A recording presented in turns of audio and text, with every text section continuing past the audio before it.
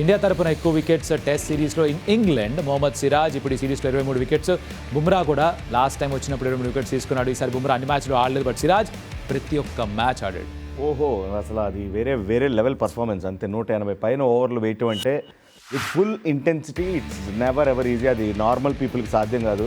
ఏం తిన్నాడో కనుక్కోవాలి ముందు. సిరీస్కి ముందు ఏదో గట్టిగా తినొచ్చాడు, గట్టిగా వేసి వచ్చాడు. లేకపోతే ఇట్లయితే కష్టం బ్రో. ఎందుకంటే చాలా చాలా డల్ మూమెంట్స్ ఉంటాయి. ఇట్స్ మోర్ దాన్ ఫిజికల్, మెంటల్గా కూడా మీరు చాలా అలసిపోతారు. మరి హార్ట్ బ్రేక్ లార్డ్స్లో చూసాం. దాని తర్వాత మానసికంగా మళ్ళీ తిరిగి కంబ్యాక్ చేయాలంటే అది అందరి వల్ల సాధ్యం కాదు. ఫిజికల్ స్ట్రెంత్ ఎస్ డెఫినెట్లీ తనకు ఆ న్యాచురల్ ఎబిలిటీ ఉంది. బట్ మెంటల్గా తను అంత టఫ్ ఉండటానికి కారణం ఏంటంటే believing in himself. At the same time మీరు ఇమాజిన్ చేసుకోండి కౌశిక్, నిన్న క్యాచ్ వదిలిపెట్టిన తర్వాత మ్యాచ్ మొత్తం మీద తనకి ఎంత ప్రెషర్ ఉంటుందో చూసుకోండి. వేసే ప్రతి బాల్ తనకి ప్రెషరే. ఎందుకంటే అరే క్యాచ్ వదిలిపెట్టాను, నేను గెలిపించాలి. బిలీవ్ చేయడం ఓకే, కానీ దానికంటే ఎక్కువ ప్రెషర్ ఉంది తనపైన. ఆ ప్రెషర్ని అధిగమించాడు సిరాజ్. బుమ్రా లేకుండా, బుమ్రా ఉన్నప్పుడు తన పర్ఫార్మెన్స్ చూడండి. బుమ్రా లేనప్పుడు చంపేస్తున్నాడు, ఇక ఫుల్ ఎఫర్ట్ ఇస్తున్నాడు. ఎందుకంటే because is taking that responsibility.